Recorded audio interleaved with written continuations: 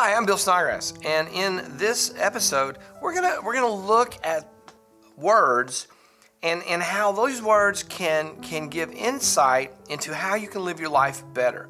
We're gonna look deeply at a couple of words in 1 Corinthians chapter 10, verse 13, and we're gonna draw from these words a meaning for us as members of humanity in the 21st century. I'm going to talk about this verse a little bit, and I'm going to paraphrase. I paraphrase a lot, and in this case, here's the paraphrase. Here we go.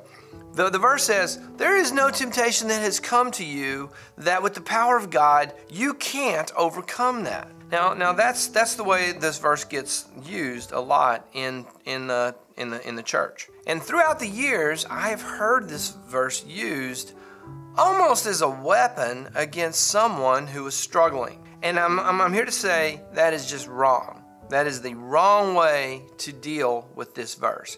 The idea is that if you're struggling with whatever it is, then you're not tapping into God the way you're supposed to be. You're not relying on God. You're not using your faith. Because if you were using your faith, you would have overcome that temptation. You would have overcome that trial. You would have gotten through this. And that's just wrong. That is not what this verse is about. And that is not what the Bible is about. If you look at Genesis to Revelation, if you follow the thread of God and God's interaction with humanity through the entire Bible, you're going to see that God relies on the human agents of humanity to do the work of God among creation. In the Second Temple era, when the people of God were becoming selfish and turning their own efforts into their own needs, the prophets rose against that, saying, this is not what God finds favorable. This is not what God wants. When we get to this verse in Corinthians, the first thing we look at is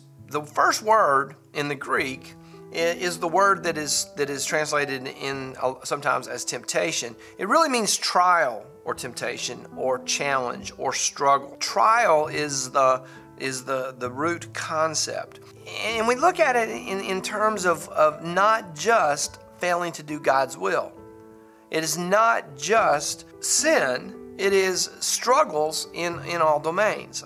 Are you having health problems? Are you having issues, keeping your ranch put together, your farm? Whatever the trial is, job struggles, car troubles, whatever your trial is, that's the first change that we need to do is understand that this is not just talking about people who disobey God. This is talking about people in everyday life. And the second thing we need to draw from this verse is whatever the trouble is, whatever the trial, you're not in it alone. This is a huge thing.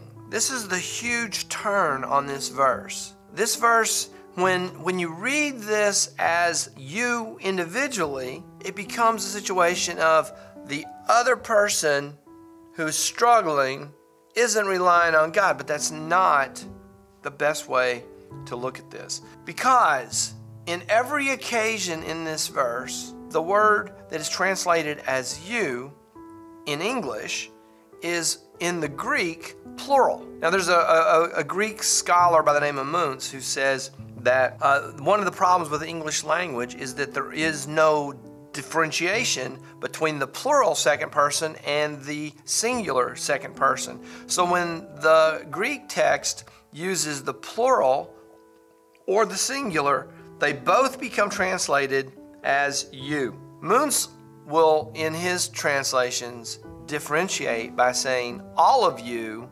versus you by itself, just you. You and all of you. And if you were from Texas or other places in the South, you might translate it as y'all and you, where y'all would be the plural. I'm going to leave it for you to decide how you want to translate that. But I'm going to go with all of you because that seems palatable to my ear. Then therefore, the verse becomes, again paraphrased, there are no trials that will come to the community of you, to your community, to y'all. There are no trials that will come to plural you that through the work of God, the plural of you can't overcome. There are no trials that will come to all of you that through the power of God, all of you can't overcome. This definitely lines up with all of the rest of the Bible, in which the idea that the community of God comes together to overcome the trials that emerge within daily life. And those trials can be temptation to disobey God, or those trials can be, we need to build a barn, and that's really hard to do by yourself. The idea of the barn raising back in history is a great example of the community coming together, because here is a trial that one person cannot do alone. But when the community comes together, the barn raising can be done very effectively and very quickly. The community does not expect the individual to build a barn, and the Bible does not expect an individual to overcome the trials of life. Now, the walk away from this is twofold. One, if you're struggling, you need not be in this alone, because the expectation is that the community of God will come alongside and help you. And the second thing is, if someone is in a struggle, you need to come alongside and help them as part of the community of God. You and the rest of the community of God needs to come together in order to help the individuals who are struggling, who are facing trials. You were never meant to do it alone. We were never meant to do it by ourselves. We were created to be part of a community,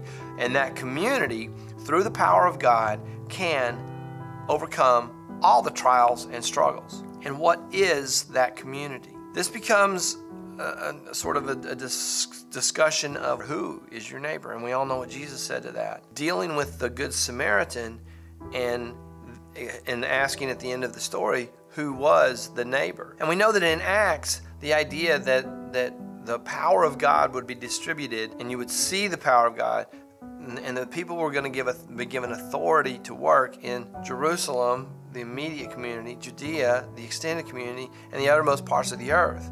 And the idea that the power of God was to go out into the uttermost parts of the earth, not just that local community. The idea of who is part of this community extends to all of humanity. And when we embrace that truth, we no longer can see us and them. There is no them. There is only us, the us of humanity. And it is the responsibility of us to deal with the trials of us. This is the truth that we need to walk away from in this video.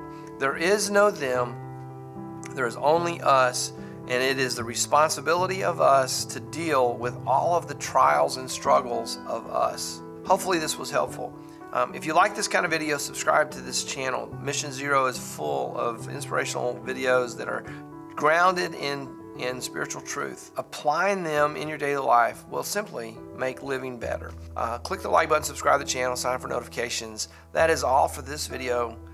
See you in the next one.